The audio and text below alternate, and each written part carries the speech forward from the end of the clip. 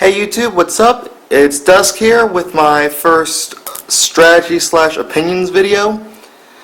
I've been checking out a couple of things that have been released so far, information-wise, for Evo Fury, and I've got a few opinions and theories here.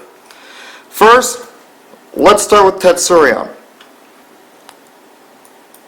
In the dojo set, we got a fire version, Chain Lash, who costs 6, and a nature version that cost 5. Now, I realized the nature version was in a starter deck, but bear with me on this. Let's move on down to base set. Fire, 7. Nature, 6. Start noticing the pattern?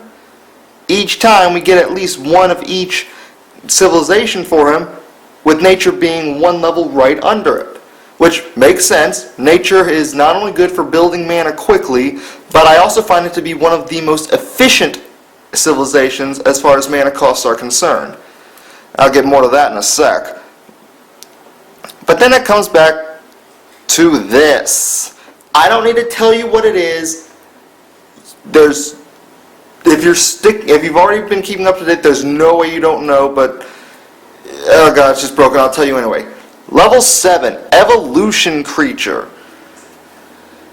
which is you tap to summon it and you put it on top of whatever it specifies. In this case, it gets on top of armored dragons.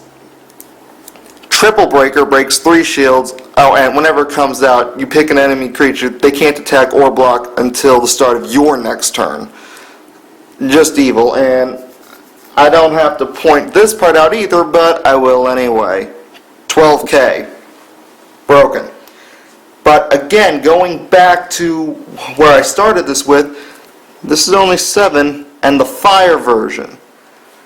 I'm predicting a level 6 evolution Tetsurion that gets put on Beast Folk, or Beastkin as they're called now. It's no longer Duel Masters, I still have to kick those habits, but yeah, that's my prediction right now. That could change in the next couple of weeks as we see these cards come in, but that's what I'm guessing based on the past evidence. Moving on. Probably wondering what these cards to the right are if you're new to the game. To the right are cards from the Duel Masters card game, which was the original version of kaijudo. Now I want you to take a good look at these. I'm not sure if you can read them or not, but they're basically the exact same card. When they cost 3, 2,000 power. In Giga Stan's case, whenever he attacks, your opponent chooses and discards a card. Horde Worm's case, whenever he attacks, your opponent discards a card at random from their hand. Now, I'm going to be honest, back in the days of Duel Masters, I liked this guy better. Your opponent didn't know what they were going to end up getting rid of. It could have been something they didn't mind. It could have cost them the game on turn 3. But keep in mind, same creature basically. Sole difference. The type. Now we move to this. Evolution creatures. Again, this one, right down to rarity, is the exact same creature.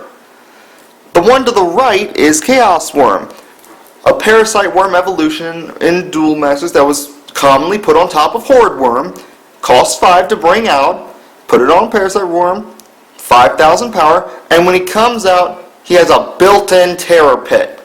Just banish one enemy creature, we don't care what it is. Everything I just said also holds true for Hydra Medusa over here, which I believe was just put on the Kaijudo Wiki today. But the sole difference, it's a Chimera. Now, if you watched my last deck showcase video, I said if we get a Chimera evolution, Fumes is getting the boot in my deck. Sorry, dude, you're out of here. Yeah, this is good. If I can bring out a Giga Stan on turn 3 or even 4, I have a Terror Pit plus a body on turn 5. That is evil. Of course, Giga Stand is not the only bait for this, like Horde Worm was basically for Chaos Worm back in the day. All the other Parasite Worms were kind of a joke. You all know this guy. Squeaky! Scare Adorable of Gloomhallow. Smack you with a teddy bear.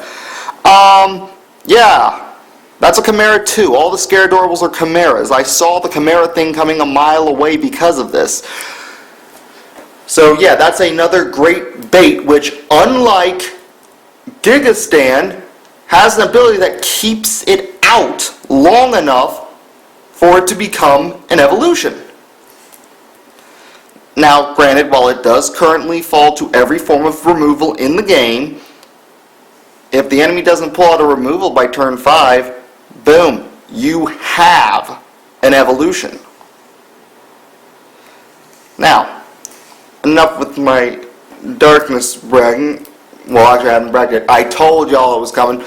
Okay. This next part is a prediction for the show. If you don't watch the show, you can probably skip the next minute or so of my rambling. This guy, Emperor Neuron, evolves off of Cyberlords. He can't be blocked. Always good, especially when I approved it with Memory Swarm. But here's something I noticed. His other effect is, whenever this creature attacks, you may draw a card. What other Cyberlord has that exact same skill? Oh, and this guy's 5,000 a boot. Pretty nice for a level 3. I mean, trade Double Breaker for, oh, I can go in direct. Great. Now, as far as the show goes, I'm going to say that Shoten, or at least Seneschal, is taking the Aizen approach from Bleach. Dude experimented on dozens of Arrancar in Bleach.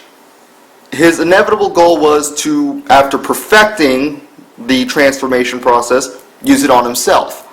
Now, if you played the Kaijudo Online on their website and went through the entire story mode, you'll notice a water tablet with an evolution symbol on it. My theory is that Choten was using this, or Seneschal. Let me go through my two-way theory, because it really depends on who wanted it. Either A, Choten has been experimenting on all these creatures, which he has openly admitted were experiments. Little Hissy to Big Hissy, Blaze Belcher to Om Nom Nom. Don't even get me started on Rithing Bungle. That thing is beautiful. We'll be getting to it in a minute. But yeah, why would he be using all these experimental baits that he had to go and collect when he had a creature next to him the whole time that was probably willing? Why waste your time doing the hunting unless you're trying to perfect this guy who's already on your team? Now, on the flip side of that coin, the whole reason Seneschal is willingly helping you could be because you have promised to give him such a power boost after you have perfected it. Just my theories. Could hold true, could not. Keep watching the show. I know I will. Nature. Oh my dear Lord. For an uncommon and common, this is almost too much this early in the game. I want to say that I kind of saw this coming a mile away, but yeah, Bronze Arm Tribe is almost obsolete now. It used to cost 3 back in Duel Masters, and that was pretty cool. That's what kept it a staple in nature decks for so long. But now that it costs 4, why on earth would you play it with this coming out? I mean, the only reason I can think of is, oh, extra body with immediate gratification on getting it out. But the body only has 1k. At turn 4, that's a joke. Whereas this card, you play it, so it's a spell, you don't get a body, but what you do get is to check the top 2 cards of your deck, put one of your choice in the mana and the other one in your hand. Now, a lot of people will probably say that draw power for nature is ridiculous, just mix it with water. But at the same time, I will tell you right now, whenever I use Logo Scan, one of the cards I draw always goes into mana the next turn. And this thing is offering me to shove it in there right now and get extra benefits quicker. I mean, this thing's worth the turn weight. It's not even a turn's weight if you use Sprout the turn before. On turn 2, then you can pull this out on turn 3. Speaking of, this guy, kind of broken for that reason. He's a level 5 with 4,000. Not a good creature overall, unless you have all of your nature mana. I mean, all of your mana are nature, sorry about that. Then, he jumps up to 8,000 power permanently, and has Double Breaker. Again, if you play Sprout on turn 2 or 3, this thing comes out on turn 4. There are not a lot of people who can deal with such a threat at turn 4.